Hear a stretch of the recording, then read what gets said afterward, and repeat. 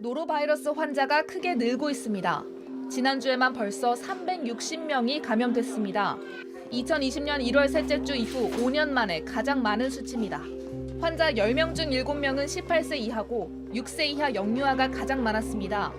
통상 유행이 정점을 찍는 시기는 이번 주부터 2월 말까지라 앞으로 환자는 더 많아질 것으로 보입니다. 노로바이러스는 다른 세균과 달리 영하 20도에서도 살아남는 독종입니다. 노로바이러스에 오염된 굴이나 조개 등 어패류를 먹었을 때, 또 이 바이러스가 있는 물을 먹었을 때 걸립니다. 사람의 침이나 분변을 통해서도 감염됩니다. 한 번 걸리면 구토나 설사, 복통 등의 증상으로 크게 고생합니다. 그런데 예방 백신이 없습니다. 미리미리 개인 위생을 지킬 수밖에 없습니다. 먼저 평상시엔 손은 흐르는 물에 비누로 30초 이상 씻고, 채소와 과일은 깨끗하게 세척한 뒤 껍질은 벗겨 먹는 게 좋습니다.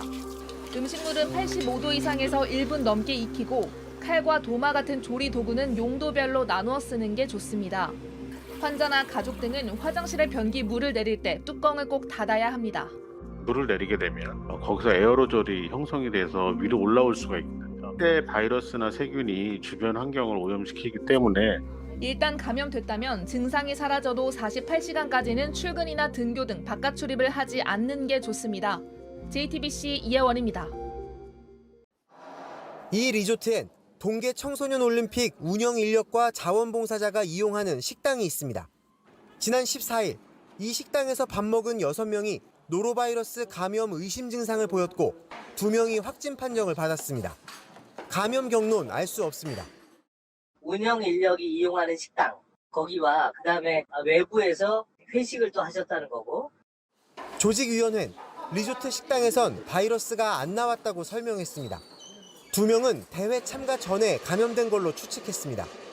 그런데 그날 식당 이용자 가운데 파악되지 않은 유증상자가 더 있었습니다.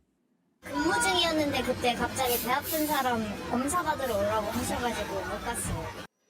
환자가 더 나올 수 있는 겁니다. 식당은 오늘도 정상 운영했습니다. 오늘부터 손소독제 이용하라고 하시고 그리고 이제 인원수도 체크하고 몇 분 지시니까. 확진자 2명은 심판입니다. 문제는 대회 기간 노로바이러스 확산 같은 돌발 상황으로 필수 인력이 대거 이탈하면 대안이 없다는 겁니다. 자원봉사하던 사람 끌다 심어 볼 수가 없으니까 IOC가 경기를 어떻게 할 것인지 미룰 것인지 어떻게 할 것인지 결정한답니다. 지난 2018 평창 올림픽 때도 300명 넘는 노로바이러스 환자가 나왔습니다. 대회 성공적으로 치르려면 철저한 방역이 필수입니다. JTBC 조승현입니다.